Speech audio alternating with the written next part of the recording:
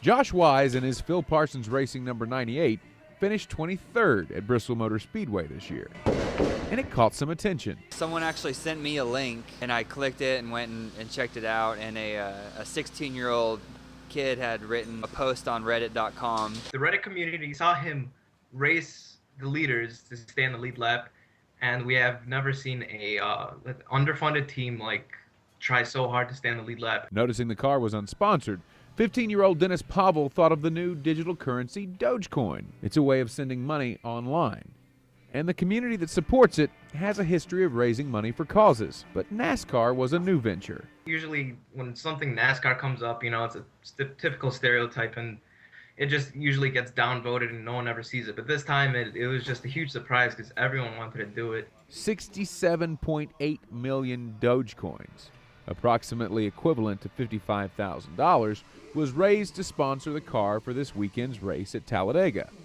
Team owner Phil Parsons was amazed. Sure enough, gosh, in a week's time, maybe a little bit over a week's time, it was done. It was already done. So it's really taken a life of its own, and it's been a blast. It's been a great ride. And this may not be the only time the internet currency will be on track. We launched an initiative along with their help with Reddit and Dogecoin to try to vote us in the All-Star race. It would be pretty tough to get more votes than Danica Patrick, but they're making a big effort at it, so it'll be pretty epic if they pull it off. Fans can go online to vote in a driver who's not already in the field for this year's All-Star race at Charlotte Motor Speedway. And Dennis says the Reddit community is working hard to get Josh Wise in the field. Every single day is going to be a post saying, vote for Josh Wise, let's not forget. Everyone's been doing it.